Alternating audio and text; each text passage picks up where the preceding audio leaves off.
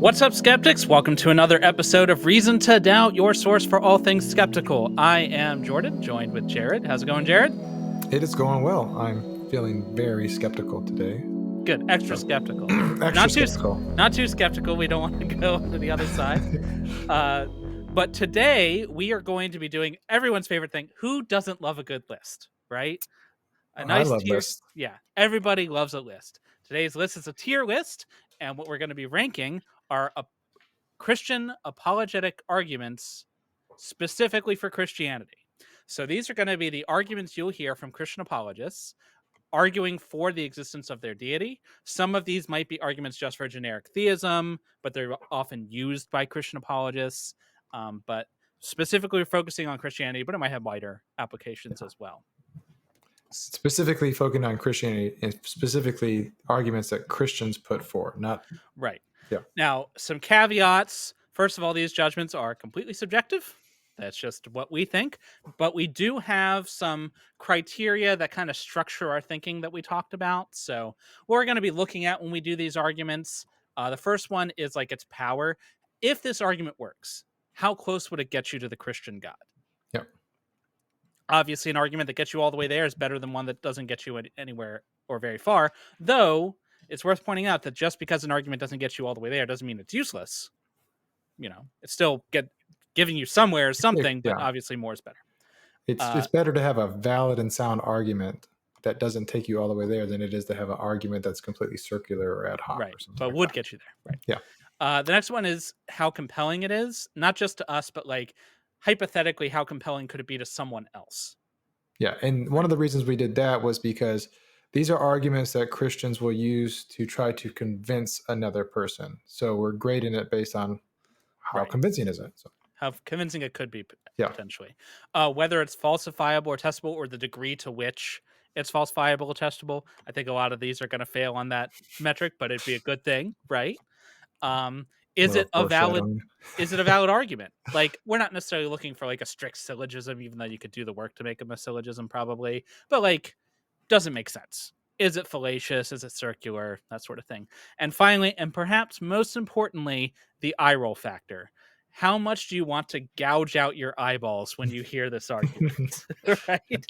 That might have the biggest sway on where we place these. Right. Yeah, so one thing though, Jordan, is we didn't pre-tier these. So we're going into this, like we didn't put our heads together and go, hey, let's order these before. So we may disagree on this and you'll hear us talk about that as we rank them. And as always, if there's a tiebreaker, we'll go with the tie, obviously. Yeah, makes total sense. Yeah. We are grading on a curve though. So we're going to try to rank these among themselves. So if we put an argument S tier, that doesn't mean that we find it convincing. If we found it convincing, we probably wouldn't be atheists, right? Yeah. But it means that of like the group of the arguments we hear, it would be S tier. I actually don't know if any of them are going to be S tier. We have, like I said, we haven't ranked them. We'll see. These are just the ones that we came up with from the ones we hear all the time. There are certainly others. And this is kind of representative of the things we hear from apologists and like lay Christians. This is not necessarily intended to represent like what's talked about in the upper echelons of the Christian ivory tower, right? Yeah. Although sometimes those things trickle their way down into the average apologist. And so you will see in some of these that some of them are more formal philosophical arguments for Christian God. However, they tend to get muddied and dumbed down by the time they make it down to the church pew. Speaking of being muddied, a couple of these are kind of overlapping. Like some of them might be subsets of the other one. This is just how we hear it. So feel free to correct us in the comments if you think we made a mistake. We will be sure to read everyone. So, okay, without further ado, let's jump right in. We're using Tier Maker, as all professional YouTubers do when they're doing a tier list. So let me get over there. Okay. First up, we've got the Kalam Cosmological Argument. So this is the argument that's probably made most famous recently by Low Bar Bill, William Lane Craig, and it's essentially the argument that everything that begins to exist has a cause. The universe began to exist, therefore the universe has a cause. Yeah. And he will go on from there. It's like, and then he'll like add to it other things that make the cause, like timeless, spaceless, personal, blah blah blah blah blah, immaterial, blah blah blah. Yeah. But the Kalam as it exists, this particular cosmological argument would just get you to a cause. Yeah, I think William Lane Craig actually started making this argument more popular in the late 70s, actually. He took it from the Arabic, that's why it's got the kalam in there, arguments for theism. So this argument doesn't actually argue for the Christian God, does it? No, it argues for a cause. Now you can go from that to a theist god or even a god that looks more like Christianity. But in terms of like power, how close does it get you? It doesn't get you all that close because it gets you to a cause, which is not nothing, right? If you started with no cause at all and I moved you to a cause, I've moved you closer to God. Right. But it's not very far. Um, but it does get marks where it falls down on its power.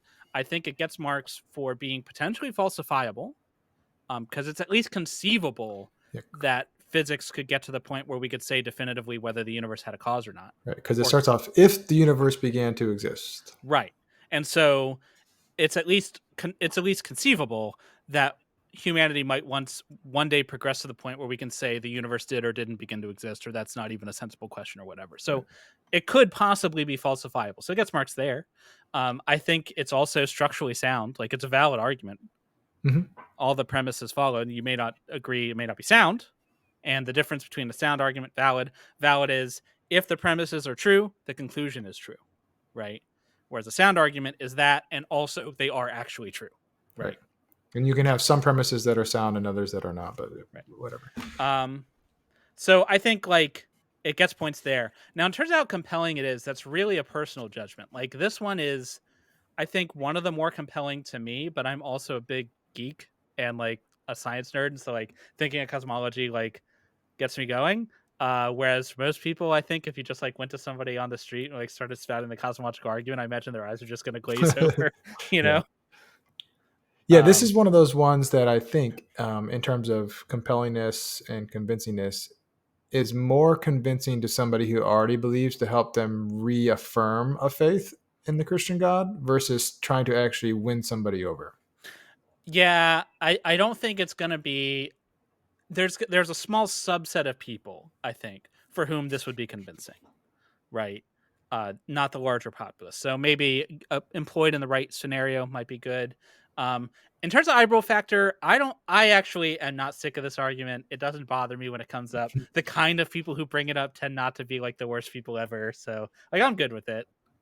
Doesn't bother me. So, given all that, I think like it's not S tier because it's not super compelling, doesn't get you all the way, but it's definitely not bad. So I'm thinking like low A, high B. Yeah, I mean, we could probably put this right into A tier, given how prominent it is in the field too, particularly in philosophy and theological circles. So That is a good point in terms of how compelling it is. It is super popular, so it must be working for somebody, right? So, okay, we'll stick with A tier for now. Moving right along to Pascal's wager. We did an episode on this one, Pascal's wager. No, I'm talking about the way Christians use Pascal's wager, not necessarily how Pascal himself used it, because they're not always the same. they're not the same, right? But how it's used in conversations with Christians is basically like, if you believe in God and you're right, you get infinite rewards. And if you don't believe in God and you're wrong, you get infinite punishment. Yeah. Right. So like, if you believe, you get infinite rewards, and if you're wrong, nothing bad happens. And if you don't believe in God and you're right, you get nothing good, and you're wrong, you get infinite punishment. So there's nothing to gain and everything to lose by not believing God. So just do it. Yeah. So when we look at our scale, like, and we're probably not going to rank all of these arguments Like by each one of our things. Yeah. So I don't really find this argument very compelling because you could make this same argument about any other deity. Yeah. Right. So literally anyone, like Homer Simpson. I think it came up in The Simpsons, and he's like, but what if we pick the wrong one and there's the right one, and he's just getting madder and madder every time, right? Know, like, yeah. So that like kind of assumes that you already sort of accept the premise that there's at least one God, right? Because what if it could be perhaps that there's a deity who would prefer you don't believe in the wrong one, like he would prefer disbelief over being incorrect. Maybe, I don't know, right? That's got to be at least, it's kind of a false dichotomy. Yeah, I agree. The other thing with this argument too is it doesn't actually present any evidence for a God. It's just like you should just believe. Like They would just do it because, like, hey, that's a nice soul you you, got there. Should be yeah, ashamed something happened to it, yeah. right? Yeah. So Also, it's like it says, hey, there's no cost, or at least that's how it's presented. And like, but there totally is though. Right? Like it's not a non-costly maneuver. Like I might have to change aspects of my life. I'd have to probably go to church. oh my gosh, yeah, You know, tithing, all that kind of stuff. Yeah. right. I'd have to be associated with the religion, which, depending on the faction I choose, may not be great. So there's definitely like sacrifices you might have to make in order to be a legitimate Christian. And so, like, it's definitely not possible. So I'm not even sure this like makes sense as an argument. And also, like, I can't just choose to believe something, right? Like, if I'm not convinced, then I'm just not convinced. Yeah, and this gets into other things like, well, if you fake it till you make it kind of Yeah. stuff, but I think this is a D tier. I'm inclined to go C just because of how popular. Well, I guess it's popular among Christians, but in terms of like how compelling it is to anyone else, I don't think it's.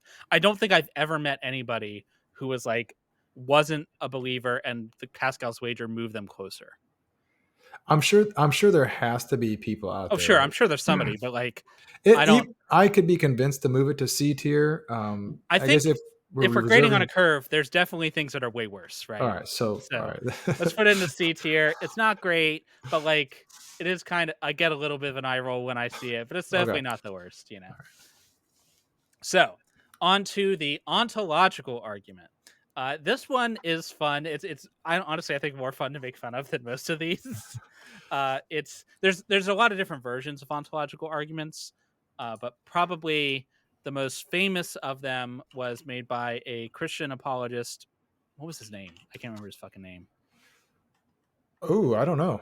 Anselm. Anselm. Yes. Okay. So there's a lot of different versions of the ontological argument, some more modern. But for this, I'm just going to mainly focus on the Anselm version, which is one I hear the most anyway, or some kind of permutation of that. So the way it's usually presented is like, uh, imagine like a perfect being, like the greatest being imaginable. This being would be greater if it existed, therefore it exists. Basically, like if it existed, it would be greater, but it's the greatest being imaginable, and so you can't imagine the greatest being imaginable not existing, Right. because that would be like there's a level of greatness, therefore it must exist. I'm personally, I've never been very convinced by this, and even in my studies, Alvin Plantinga, if you're familiar with him, he's a pretty modern day theologian. He's a big proponent of the ontological argument. He has a very Huge, specific one called the modal ontological argument. right? I don't. I've never been convinced ever. No, I've it's never, not even as a compelling. Christian, I didn't like it. I was like, that seems a little iffy. It's like, It's the perfect mix of not compelling to anyone and also super hard to understand. yeah, I think it gets points with people just because you're like, wait, what? So if I imagine something, it has to exist. I don't get this. Like, um, but somebody's going to rip us in the comments for this because it's not really how the argument actually works. So, uh, Well, like I said, there's multiple versions of right. this, but then there's like, and it wasn't even compelling when Anselm made it. Like within almost immediately, people were like, "Oh, imagine the most perfect island. The most perfect island would be made more perfect or greater by existing." Now I've Yeah. seen counter arguments to that, where like the things that you imagine make an island great are like discrete things that you could make bigger, and eventually, if you keep adding greatness things to this island, eventually you just get to God. Um, I don't know. Maybe that's true. It just seems like you're just defining it into existence, and like, okay, if you're imagining the greatest thing imaginable, but just because it's imaginable doesn't mean it's real. Um, I don't know. It just doesn't seem compelling to me. It's not. It doesn't have a big oomph. It's one of those things that philosophers talk a lot about, but I don't think that anybody else cares about at all. Yeah, that's the other thing with this argument. Christians do put this forth, but most of those Christians put this forth are putting forth this argument in philosophical journals and discourse back and forth. Right. The average person isn't using this, and if they do use it, they use it wrong. So, One thing in its favor though. It gets you the whole way. It gets you all the way to a perfect being God, which I guess you could argue isn't necessarily the Christian God, But going from 0 to perfect being, that's a pretty big jump. Yeah, you're right. I mean, it's almost right there with the Kalam in terms of getting you to a God, but not Well, making that jump over to Christian God. yeah, but it goes way further than the Kalam, though, because the Kalam is just a cause. It doesn't even necessarily mean a personal cause. Like, they do other arguments on top Oh of it yeah, to get they you added. there. You're right. You're right. But the ontological gets you all the way to a perfect being, right? Hmm. Maybe not that last little bit to the Christian version of a perfect being, but that's it gets points at least for audacity, you know. So I'm thinking maybe B tier, just because it goes all the way, and philosophers seem to like it. But it's definitely not S tier because I don't know anybody in the pews who's convinced by the ontological argument. Yeah, I would. I'd be good with a B tier for this one. All right, B tier, middle of the road. It's got some things going for it, but I wouldn't necessarily pull this out of the park. The most thing it's got going for it is big words. So Yeah. Oh, it's got some big words. It'll make you sound impressive for sure. Next one though won't at all. So the moral argument. Uh, this one is almost a subset of the next one, argument from consequences. But basically, it goes that if God doesn't exist, then there are no objective moral values. But but yeah, objective moral values exist, therefore God exists. Right. So yeah, this one fails on a couple levels, I think. First, what it does well, it's super compelling to a lot of people. A lot it of plays people on seem to like people's this. intuitions. Right, because a lot of people feel like things are objectively right or wrong. And it kind of, by vibes, makes sense. Oh, well, if they're objectively right or wrong, there has to be like something that says it's right or wrong. And so, law requires lawgiver, blah, blah, bada bing, bada boom, deity, right? I don't know that it's really testable because, like, can you get like a beaker of morality? I don't know, right? um, but it's first of all, it assumes that there's objective moral values, which many atheists agree with. I am not completely persuaded on. Maybe, maybe not. I don't know. But like, I don't know how adding a god gets you to objective moral values anyway. That's true. Yeah, Because like the Euthyphro dilemma, is something good because God commanded it? Well, if it's good because it's not exactly the same thing, but right, basically, right. like, is something good because God commanded it, or is it did God command it because it's good? And usually they seem to be going that first way. Like, God is telling us what's good; it's in His nature. Well, then we're just moving the subjectivity one level up. Like, we're not making the judgment; some other subject, God, is making the judgment. It's still Therefore, it's subjective. not objective. Yeah, Right. It's his subjective judgment, which, I mean, you could argue there are good reasons for us to trust his subjective judgment over our own, and you could make that argument, sure, but that's not the same as it being objective, right? and this argument is premised on the fact that something is Right. objective. So And if the other horn of the Euthyphro dilemma works out, if God is ordering it because it's good, then its goodness doesn't depend on God. Well, then we don't need God at all. Like, the whole reason we had God was to make it objective. But if he's just referencing some other thing, then we can just go with that other thing and not him. yeah, you could just take God out Right. of that argument. So So, it doesn't get you, like, it doesn't actually work. I don't think it's really sound. But mostly it just plays on emotions. Like, so I think it gets high marks for being compelling. Because if you don't think about it a lot, it feels right, you know? yeah, I think for this one, Frank Turek's a big fan of this argument, um, and Frank Turek is, well, he's not my favorite person in the world. He's very popular and very effective at his ministry. He is effective. He's an effective speaker at his goal, which I think his goal is to convince Christians that smart people believe in Christianity. I think Yeah, that's his goal, so right? I don't know. What are you thinking on this one? Like B Uh, tier? I'm thinking B tier too. Again, so unlike the ontological, which is kind of like meh, it's kind of like okay in pretty much every respect, and it's got one good thing. This thing is like it min maxed hard. Like it maxed on how compelling it would be, right? And the power, because like you this wouldn't necessarily again get you the Christian God, but it would get you to a moral deity, Right. which is pretty close, right? But then it just completely fails on everything else. Kind of averages out to B tier, though it does. I think was like I roll my eyes hard whenever I see this, especially because sometimes it slips into the you personally cannot be moral if you don't believe in a God. Often they make the distinction, but sometimes it slips there. Yeah, you're right. Yeah. So I'm gonna put it in like low B tier, like the end of B tier there. Okay. All right. I'm good with that. So moving on, the kind of on the same vein, the argument from consequences, or I wouldn't like it if it weren't this way. So Or as we got here, it just feels bad. right. So the moral argument, when expressed less like rigorously than what we just talked about, can sometimes fall this way. Or things like, well, if God's not real, then bad people get away with it in the end. They just die and nothing happens. Yeah. And it's like, okay. Okay. It's like, well, wouldn't that be bad? Yeah, Maybe. Yeah. maybe. I mean, I perhaps There's I no don't. ultimate meaning, all that Right. kind of stuff. Well, yeah. That's another one. Like, oh well, if there's no God, then your life is ultimately meaningless. Like, okay. It's like, I agree well, with you. Yes, it is ultimately meaningless. I don't like that my life would be ultimately meaningless. Therefore, God. Like, like Yeah. I don't like it doesn't actually get you anywhere. And like also like who cares about ultimate meaning? Because I like often it's like, well, it has meaning to me. Oh, that's not ultimate meaning. Well, who cares? Like, what do I care if it has ultimate meaning? Right. Like, whatever. But it's ultimate. Yeah. Right. I think this argument is just bad. Oh yeah. It's I probably think a C, I don't know. I think D, I might go D for this D one. tier. Yeah, I'm So thinking. it's compelling to the person saying it, but nobody else who doesn't already agree with them, who doesn't already share all of their predilections, is going to be convinced because it's just like, well, it feels bad to me.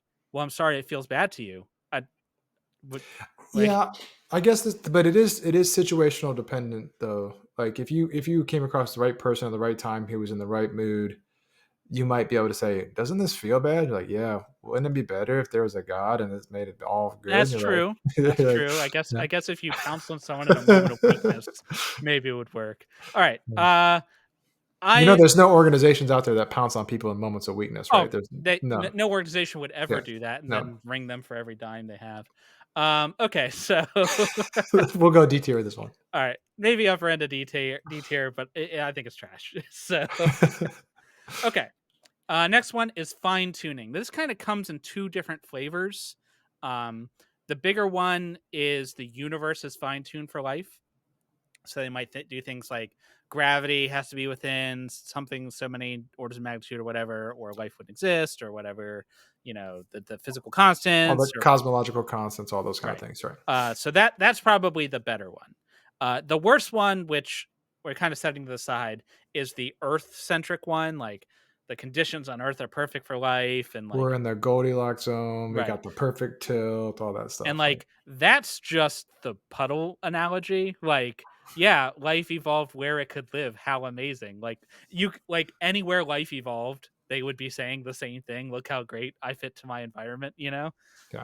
So that I guess that would be D tier. But we're gonna talk about the better one, which is the universe being fine-tuned for life. So this one is similar to the Kalam. It doesn't get you very far. At most, it gets you to some kind of selection effect or intelligence, perhaps, Mhm. maybe. uh it does seem compelling though, to like I hear it enough, like, and I not just from like people who are big into science. So I hear it from like randos I talk to on the street.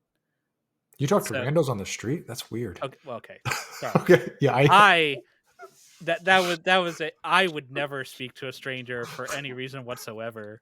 Uh not on the street anyway. Very specific context. I'm extremely friendly and outgoing, but only in a specific context. Okay. And Okay. on the street is not one of them. No, but like if I'm like I don't know, I've talked to people and religion has come up in like work parties and stuff like that, and this comes Yeah. up. So it's compelling to them, and I think this one is one of my favorites because it's testable to an extent. Like it's at Hmm. least pointing to something that we can measure and speak precisely about, or at least in concept we can. And it's trying to present actual evidence as opposed to just vibes, you know? Yeah. I really like this one. I'm not convinced by it, obviously, but it has all the nerdy, geeky, sciencey space stuff in there that I Right. enjoy. Who doesn't like So that? maybe my subjectiveness is like, maybe we go up to an S Well, tier with this one. I I'm don't giving know. it a 0 on the eye roll factor because it like this one's Yeah. legitimate. I think I so I I think would if say it this, yeah. If any of these arguments were to convince me, it would probably be this one. yeah, this one would definitely be up there for me too. I think part of the ways it fails, in my opinion, is like, well, first of all, like, what are the conditions needed for life? Tell me those. Like, nobody like articulate those for me, please.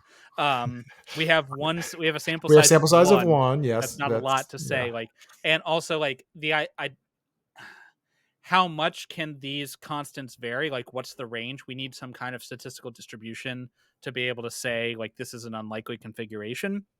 right. Now, I'm told that depending on like what cosmological model you made, like certain there are certain ranges that are suggested by the math. I'm not a physicist. I don't claim to understand that. So it's not like just pulled out of the air, but I'm still not convinced that we know enough to like say this is really unlikely.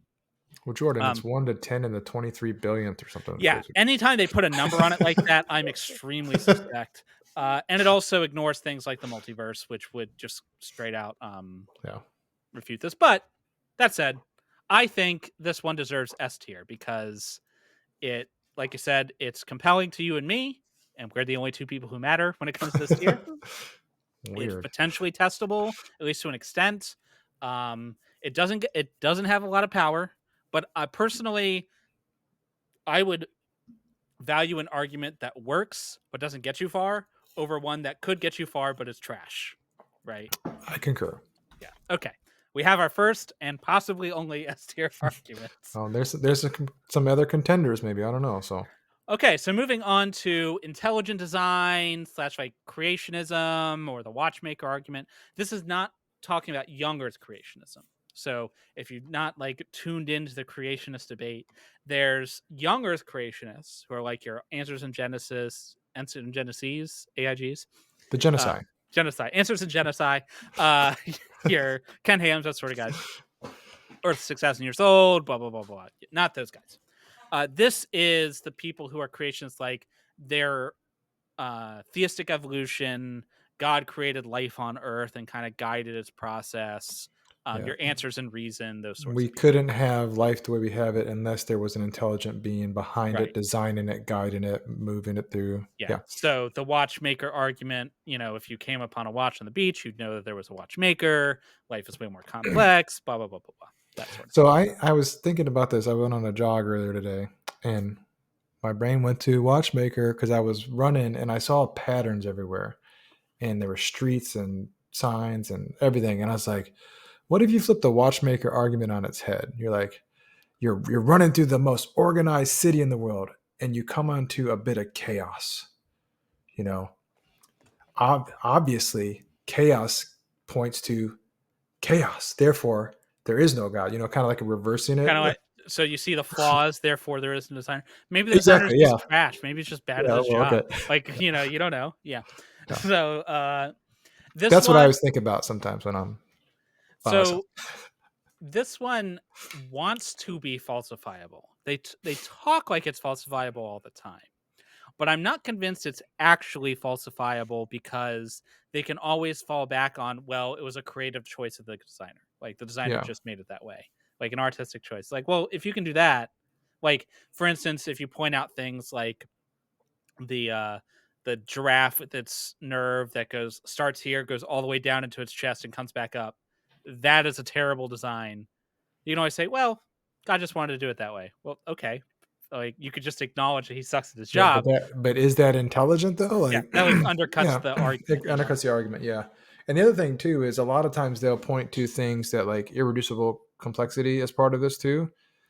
In most every case that I can think of, all of the things that they presented as being irreducibly complex end up having some form of explanation if you just And look into it. I'll be bolder. Every case that has been investigated is not irreducibly complex. I didn't There's want to none say that it, have but held up to yeah, yeah. scrutiny. Like whether it's the bacterial flagellum The or the human eye, eye, yeah, you know, one of the biggest ways in which you get past that, like this irreducible complexity right now is like you have a function, you make a redundant function, you improve the redundant function, then drop the original. Now this one is irreducibly complex because it's this complex function that couldn't just like jump from it, but it didn't. it had something It else. had steps along the way, Yeah, almost like it evolved or something weird. So right. So yeah, yeah, it doesn't actually hold up. So it's not actually falsifiable; it just pretends to be. It is giga compelling to a lot of people, like a lot of people. So high marks there. And in terms of power, it wouldn't. This is another one where it doesn't get you to the Christian God; it gets you to kind of like a personal, not a deistic God, because he's like tinkering all the time. yeah. This God is involved in Right. things. God is an awesome God. But I do roll my eyes because it's if you actually investigate it, there's a reason that it's not like, and I'm not talking like you're kind of more step back, like, oh, abiogenesis, poof, there's life, I'm like, this is someone who, this would be a way to refute evolution as it currently is understood, right? And Yeah, evolution is extremely well supported. So for those reasons, I don't know, maybe B tier. It just doesn't, it's just so popular, but like, yeah. It's bad. it is bad though. Okay, maybe C tier because it is bad. It tries, or at least pretends to try, to present Yeah. evidence.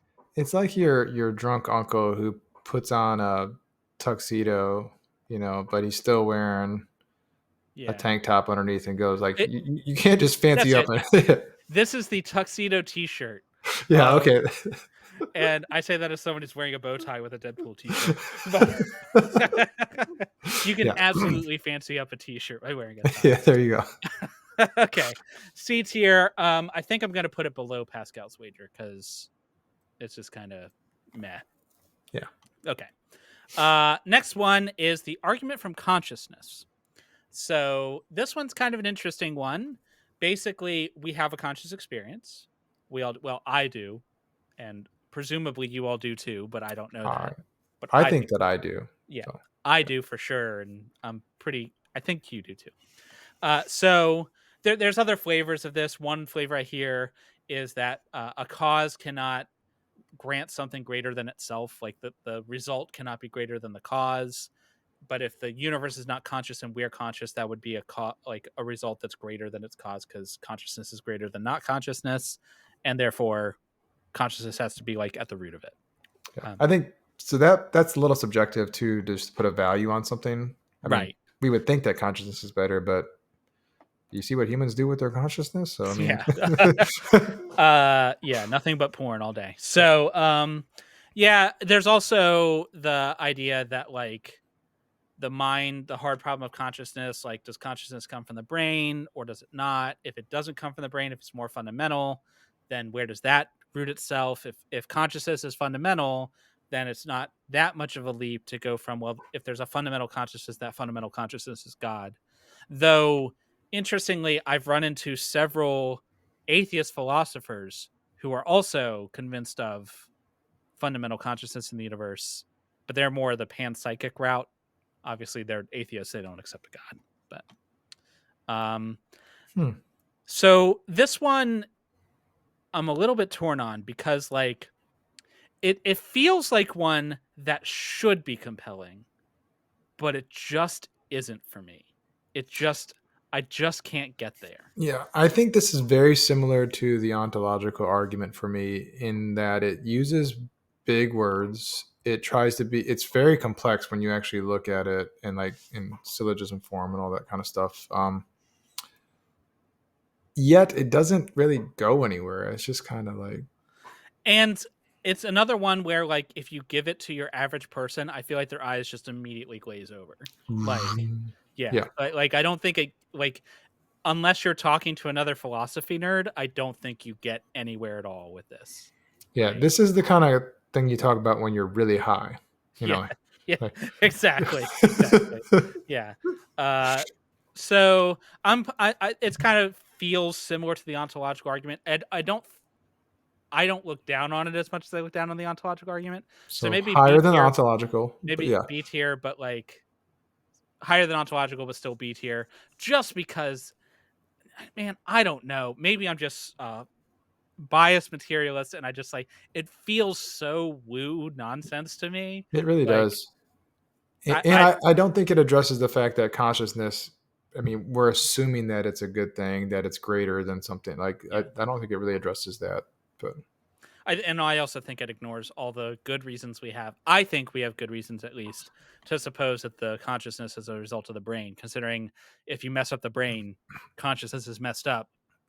I don't know. It seems like there's at least a hint Yeah. there that one is through I, the other. I But think I think regardless, you're right. There is a there's a material pathway to get to consciousness through evolution and social pressures and all of these right things. now, But that's not to say that the hard problem consciousness is solved. Like we understand how this emergent phenomena could happen, Mhm. but it is not difficult to see the value of conscious experience and why a sufficiently large brain, like it's not conceptually hard to kind of vaguely conceive of how it gets there. So like I don't see any reason to like abandon that in favor of some disembodied consciousness for which we have absolutely no reason to suppose it exists. I don't know. It just doesn't do it for me. It just doesn't land for me.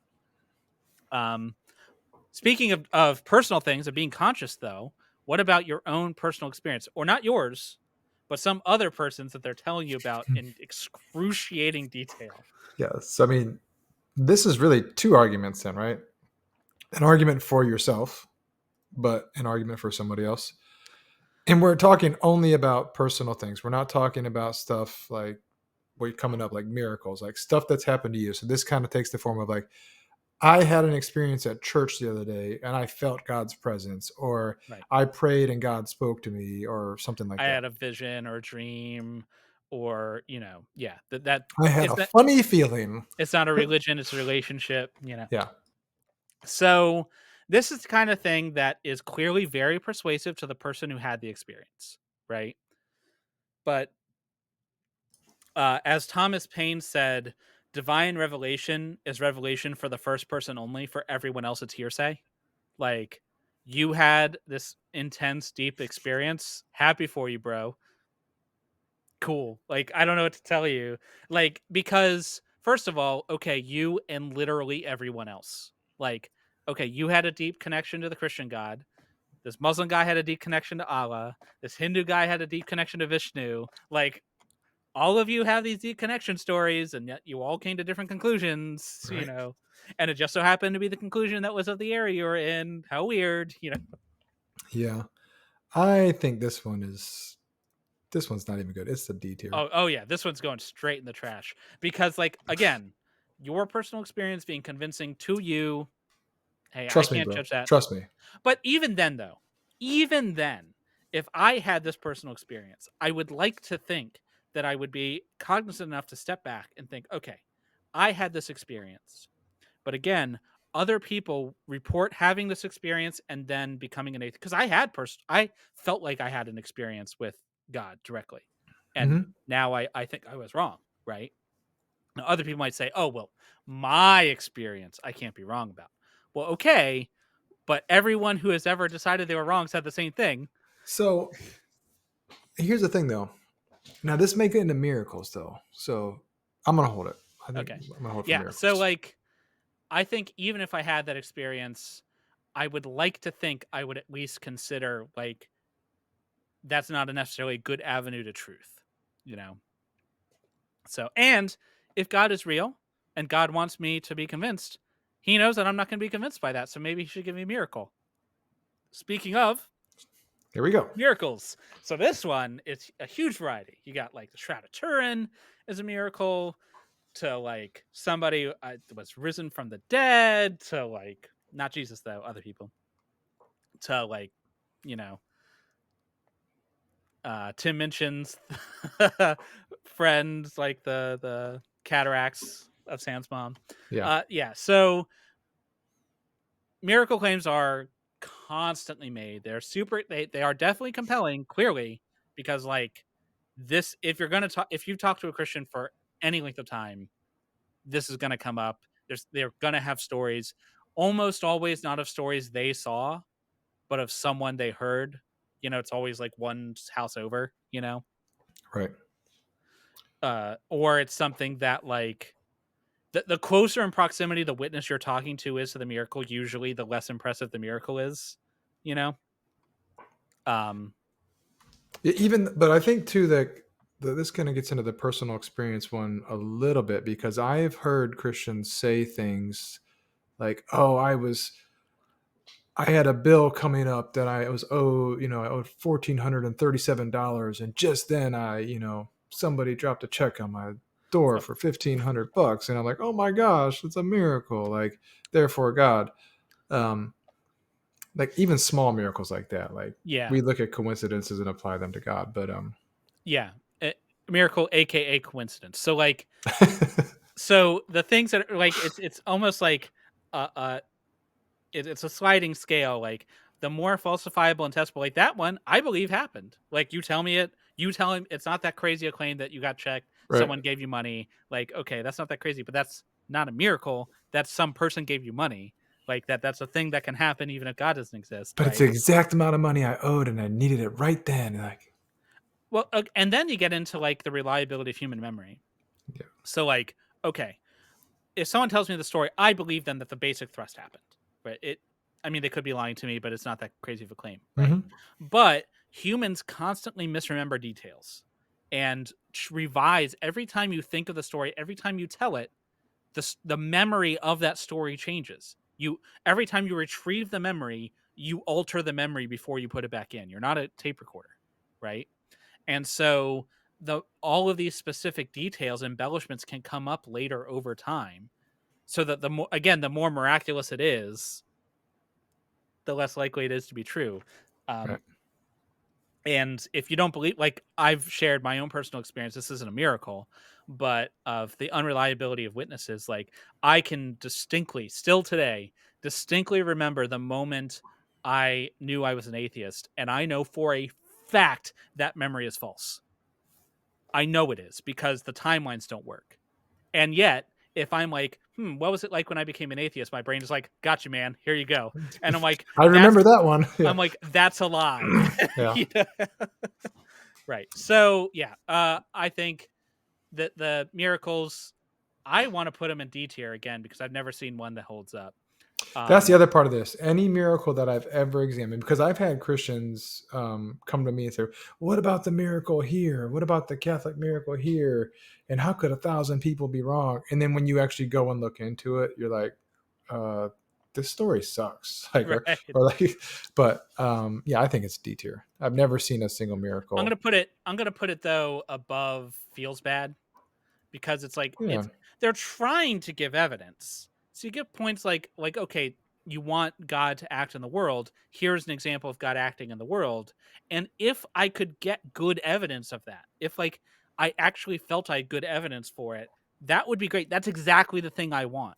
Well, if you just weren't being too skeptical, you would be able to see that these miracles really point to God. Okay, Right. so Obviously. Yes. So I guess D tier, but asterisk only in its current state with the miracles I'm usually told about. I I'm not like Matt Dillahunty often says like, even if like I don't know, a meteor crashed in the moon and it spelled out like a biblical verse or whatever, or like the stars rearranged and it could be confirmed, he wouldn't be that would convince me. That'd be good. I'm in. yeah, Like, I'm probably you know what? on board. If something's powerful enough to do that, if they're not God, they're close enough for me. So And I yeah, can confirm with the guy next to me. Am I tripping yeah. on acid right now? Like, Like everybody's seeing this, we're all seeing this. Okay, cool. yeah, I'm in, babe. yeah. So like asterisk, if I got a compelling enough miracle, this could skyrocket. So like it's a D tier, but with a Lot of lot of potential. room for growth. Yeah, a lot of Yeah. room for growth in this thing. So It could shoot right to S tier tomorrow. could definitely could. One miracle in particular, though, that gets its own special category. He is risen. The Christ is risen indeed. Yes, sir. The miracle of the cross, the empty tomb, The resurrection. the foundation of the Christian religion, the whole reason they have religion to begin with. So clearly, if Jesus Christ predicted his death and resurrection, then died, 3 days later he's raised, bingo, bingo, Christianity is true.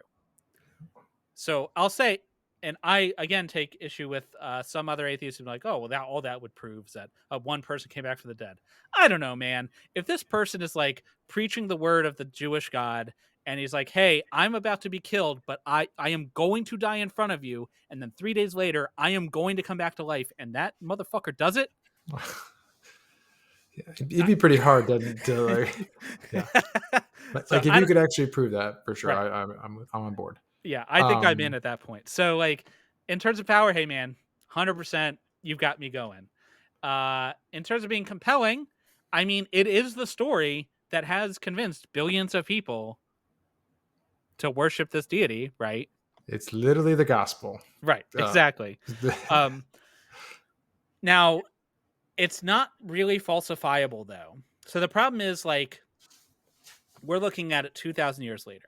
Even if it happened, I don't know that we could possibly get the evidence we would need to rationally believe it.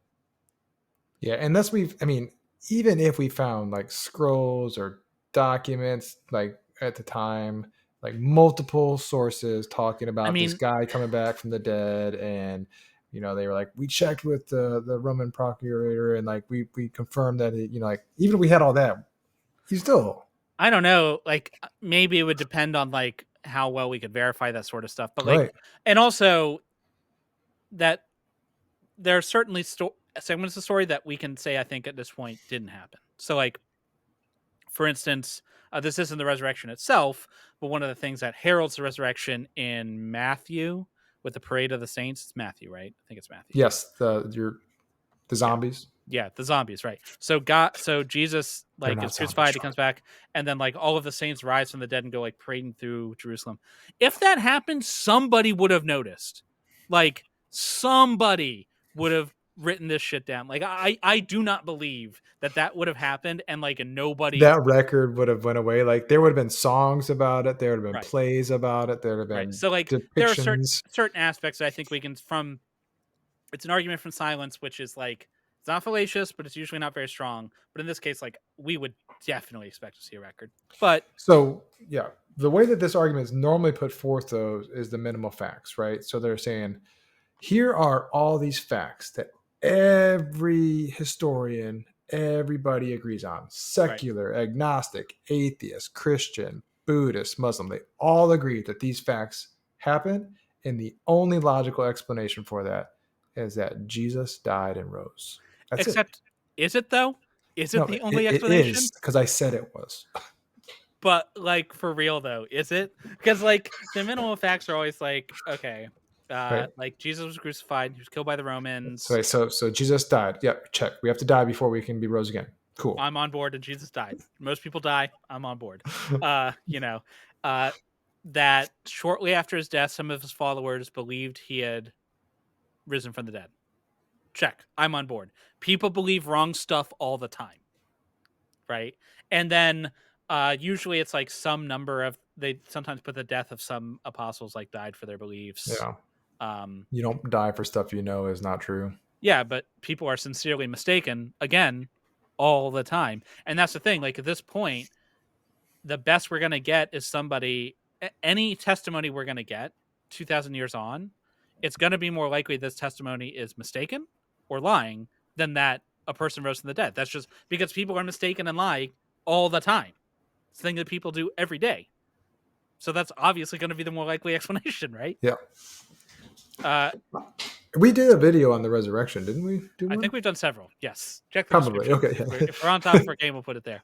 Okay. So ranking this one, I think. So I have a ranking for it. Okay. I'm thinking C tier. It's where I'm thinking. Just because I've looked into it a lot, but I could be persuaded higher because I mean it does work on a lot of people.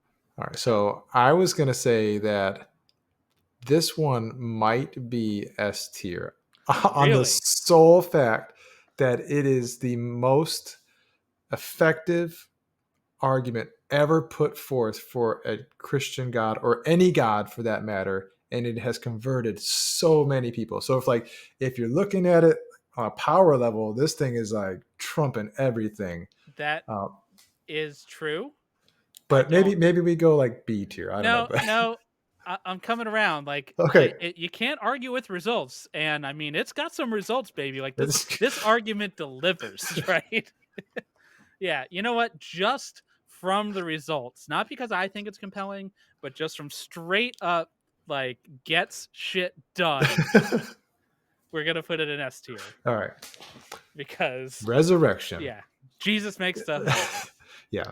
But to be clear, if it was solely based on how the argument is put forth, I think C tier. So I'm on board with you there. All right. So moving on from that, we've got prophecies, specifically fulfilled prophecies, because you don't get credit for predicting something until that something happens. So this one Oh, you hear all the time, and they're always like, "Oh, the Jesus fulfilled so many prophecies that he couldn't have fulfilled otherwise," or "Look at all these fulfilled prophecies in the Bible." Blah blah blah blah blah. And my eyeballs want to roll out of my head every time because the prophecy is never ever specific. It's always some Nostradamus level stuff. yeah. It's like Isaiah 53, which like, oh man, that sounds exactly like Jesus until you read Isaiah 54, and it's like, yeah, by the way, that was Israel, that thing I just talked about, Yeah. and it's like, Yeah, I'm on board. This is major eye roll for me. I think this is one of the least convincing things, unless you're not paying attention or you're not using your brain at all. yeah, like all of these things are vague. And here's the thing: for prophecy to work, you have to be able to one can like show that it was made beforehand, like it was actually recorded before. Because what happens in a lot of prophetic works, like Daniel, actually the prophecies are one of the ways that historians date the thing, and it's not because they're They should saying call them recaps. it's not because they're saying prophecy is impossible. That's not what they're saying. But they're saying, okay, Daniel makes prophecies about this entire region of time. And from here to here, he is dead nuts accurate. And then suddenly he stops being accurate completely. It just, his accuracy drops off a cliff. Well, why could that be? There seems to be a pretty clear reason why he suddenly stops being, and usually it's actually like he's mostly accurate, but like gets some details wrong. And then as it gets closer and closer to a certain time, he gets more and more and more accurate and detailed, and then it drops off a cliff. Yeah. Clearly, it was written here, and he was prophesying about stuff that already happened, right? Right. So that doesn't count. And also, like, it needs to be specific. Like, oh, there'll be wars and rumors of wars. Well, gee, thanks. Like, That could be any time at any yeah, point in human right. history. Exactly. So yeah, Uh, it's just never specific. I don't think there are any well, there are some prophecies in the Bible that had they come to pass would have been specific, such as the kingdom is coming right now, like God is coming to like tomorrow, None but of you standing here will perish before. Okay. right. Yeah. Exactly, right. So I guess failed prophecies could be pretty specific. But Oh, none of the so ones if so, failed prophecies though, that could be a good argument against the Christian could God. be. I mean, but then they always just reinterpret it like, oh, well, when he said none of you standing here, what he meant was not that at all, Yeah, actually. I mean that's something completely different. That was Yeah, an allegory, and right. right, Yeah, this one's going to detail. It's straight up. trash. It's not compelling to anyone. It just doesn't work. It's compelling for people who already believe it. Yeah. All right. The uniqueness of Christianity as a religion. Way I usually hear this phrased is if Christianity is made by man, why does it go against all of man's desires? It says you have to be faithful to your wife. You can't lie. You can't steal. And if it was made by men, it would be super permissive. Just look at all the other religions that are also not super permissive. Wait a second. Yeah, yeah. Yeah, this works great if you have never ever heard of another religion ever in your life. That works great then. But no, religions have costly like signals for being a member of the group all the time. Like that's actually one of the markers of being like a group is you have You're these setting things. yourself apart. You're Right. saying, "Hey, look, I'm different than you. You should come join our team." Right. Yeah, And actually there's research to suggest that groups that have more costly markers to be a member work better. yeah. Like people are Look more at likely Scientology. right. So people are more likely to stick around if there's a cost to being in the group. And so like the fact that Christianity, first of all, there's all kinds of things that are in favor of somebody who'd be making it. It is a patriarchal system. But leaving that aside, it's no more against the nature of man than any other religion you wanted to point out. Like, don't lie, don't cheat, don't steal, don't kill people. That's like every religion. Yeah. So, And furthermore, many of these things, as we get further and further in a progressive society, are being rolled back or changed, or we have reforms to try to alter Right. the restriction. Which, So I mean, I don't necessarily think that precludes it being true, but it is definitely not an argument in favor. It's not what you would expect right. if the divine creator of the universe handed down an instruction manual. Yeah. So yeah, this one also D tier. I think Prophecies worse. I don't know, maybe in the middle of D tier. Maybe. Yeah. Yeah. Okay. The argument from contingency, gone from bottom of the barrel back up to at least the top or like upper third of the barrel. So this one is relies on the idea that contingent beings like me, I'm contingent on my parents having had sex once, at least once anyway.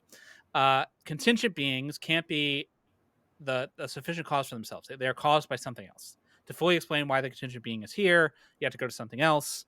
And then for that thing, you have to go to something else. For that thing, you have to go to self, blah, blah, blah, blah, blah, blah, There blah. has to be an uncaused cause, though. But you can't have an infinite regress. Therefore, something non contingent has to start things off, some kind of uncaused cause. That's God. Right. So this one is another one that doesn't get you to a Christian God, it just gets you to a uncaused cause. Right. Some brute fact. That brute fact could be anything. And so at best, it's gotten you to something that wasn't caused. Okay, well, that doesn't tell you anything about what wasn't caused. I mean, it could be energy. If energy's just been forever, it could be some like laws of physics. I don't know, whatever.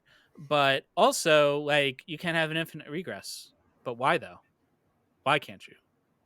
Why can't the infinite regress be the uncaused thing? Yeah, It's turtles all the way down. turtles all the way down, baby. It's you can't have. Well, so they'll say things like, "Well, there's an infinite." That would mean there'd be an infinite chain of events before now, but you can't get through an infinite chain of events to now. Therefore, there can't be like. Well, you can though if you have infinite time. Right. So like, if yeah, you can't get there in finite time. True, But but you in could get infinite there in time, infinite time. yeah. Sure, right. So like for every moment there'd be. Anyway. This So one, yeah, it really plays on intuitions again, which a lot of these arguments do try to play on intuitions. Um, yeah, it's one of those. I think this, even though this is more of a highfalutin argument, I think this one is a little bit more compelling than the ontological argument, just because it just kind of like it feels intuitive that something is caused and like it, but the buck has to stop somewhere. You know? it's a little more complex than we presented here too, by the way. Yeah, But we're yeah, giving the bird's eye view. yeah. So I think it should go where these other highfalutin arguments have gone, and in the here, but definitely I think above the ontological argument. Hmm. Because it definitely seems to carry more weight. Um, yeah. B I tier agree. it is. Okay. Now we're putting things in holes, God shaped holes specifically. This one is talking about the ubiquity of spiritual or theist beliefs. Basically, everyone believes in God. You think they're all wrong? You think you're better than everybody else? Huh? Atheist? Well, Everybody has a hole in their heart, and they just know that that's there for God. And right, when it's filled, you just feel so good. right. Now, I would probably concede that human beings certainly seem inclined towards supernatural beliefs. If you just look at humans throughout history, basically all of them have had some kind of supernatural belief of some sort, right? Every society, not every human, but every society has, and again, almost every society has some kind of supernatural framework to explain the world around them. So I'd even be willing to concede that we have a God-shaped hole in that sense, but I don't think that means that God exists. It just means that humans are inclined to believe shit that isn't real. Yeah, I mean, we want to make sense out of things, and the things that we can't make sense out of, we have to come up with an explanation. And so, And who wants I don't know? I don't know is for losers. So I do know, and it's Zeus. That's who did that. Right? Yeah. yeah, This one also power, like it gets you to a deity, maybe, but any deity will do. not a Christian God. Yeah, So I um, think it should go in C tier because I don't know. I mean, it does have one thing going for it in that it's kind of true. Like everybody does, not everybody, but like humans do seem to like their gods, but it doesn't mean that God actually exists, right? yeah. It's not specific to either. I Yeah. think C tier. Yeah. So Low the end is C tier. specificity is not there. I'm gonna put it above the Watchmaker though, because that was just terrible. Okay. Speaking of terrible, presuppositional apologetics. This one I hate with a fiery passion, to the point where I will not speak to someone if I know their presup. Like, the instant I find out their presup, I end the conversation. I cannot handle it.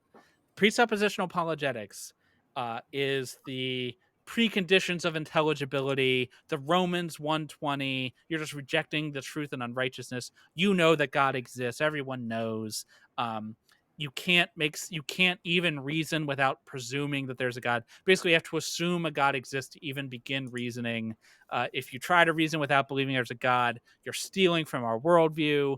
Blah blah blah blah blah. I hate it so much because it's just a bunch of nonsense strung together in an unending stream to make you to win the argument by making you too tired to keep going.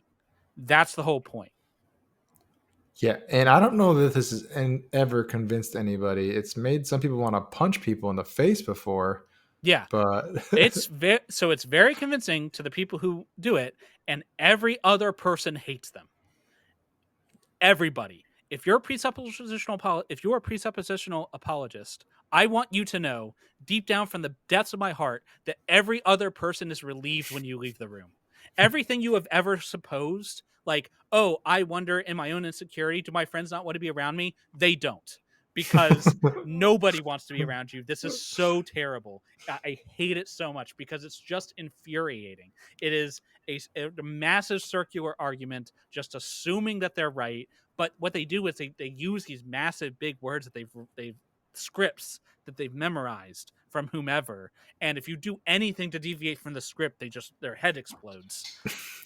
So I'm guessing by your reaction, you think this is an S tier. I am inclined to make a brand new tier just for this and put it in whatever is at the bottom, whatever D tier looks down on. That's what this is. I hate this so much. Oh. Okay. Which brings us to our favorite argument for God. But look at the trees. Look at the trees, Look at man. the trees. What about babies? What though? about babies?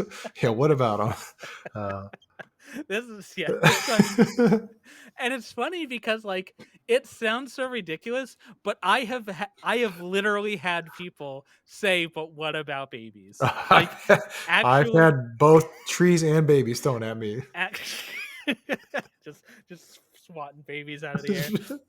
Like, actual living, breathing human beings have been like, "But what about babies?" And I'm like, Wait, did you just say that? yeah, Yeah. like, so to try to put the argument as charitably as I can, basically, babies are It's beautiful and they're amazing, and it's the argument from wonder, basically. right, you want to give thanks to something for this amazing thing, something, therefore God. I This thing couldn't be like this unless there was a God to make it so. It's right. so beautiful. It's You're, so powerful. right. Like It's it's so amazing. It must have been designed that way. There's definitely no evolutionary drive to not yeet this baby out the window when it's like yelling. Yeah. Jordan. I just want you tomorrow because I know it's nighttime. Go outside. Look at the trees. You're gonna be convinced. I got a lot of trees in my yard.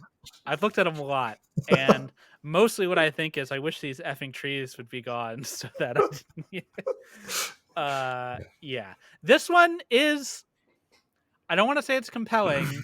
It is popular. It is popular though.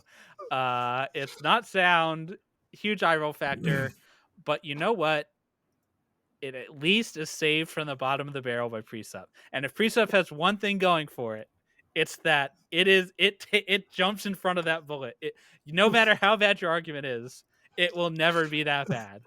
So this is going in D tier, but not the bottom of D tier. Oh, well, that was fun, actually. Oh, wait. I think we have an honorable mention, don't we? Yeah, so we have one more that isn't really an argument. So we're not going to put it in the tier list. But an honorable mention is the cumulative case. So a lot of times when you're talking to a Christian apologist and they'll bring up this argument, you kind of poke some holes in, they'll bring up this one and this one. And so it's, well, okay, maybe that one isn't as strong as I want, but it's a cumulative case. You have to look at them all. It's a cumulative case. Right. And they all add up to God. Right. Now, on its face, this isn't unreasonable, because it's not unreasonable to suppose that something as big as whether A God little exists, piece of evidence over here, a little piece of evidence over there. You won't necessarily have a just one hit kill, one knockout argument. You'd have to build it up, so that conceptually, that's reasonable. The problem with it, though, is that isn't how it's usually employed. So it's not like, okay, here's all my evidence. I have piled it all up. And when looked at in totality, it is cumulative to God. More, it's like, it's kind of a defense mechanism where it's like, oh, all this stuff kind of fuzzily makes God in my head. So it's like a Hydra. You cut off one head. Oh, well, it's cumulative Yeah. case. We're just going to go to the next one. But we're Or not the legs on a stool, like that kind of thing. Yeah. We're not keeping track of all of the holes you've shot up in these cumulative case, Yeah. So there's just always some vague nebulous thing off the side, and we never do that final estimation to go back and check to see if our cumulative case still works. Right. Yep. Which, if we were being consistent, we would check every argument against every argument to make sure there's no overlapping, there's no flaws, they're not contradictory to one another, they all support one another.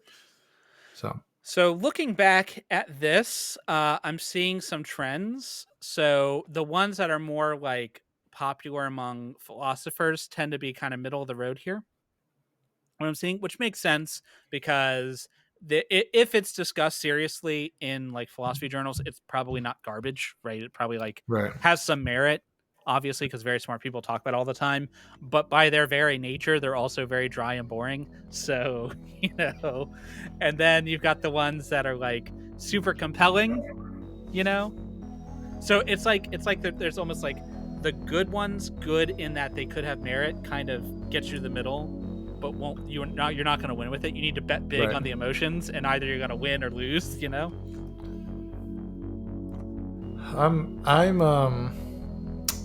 What I see from this is that we have a huge bias against arguments, and we think they all suck.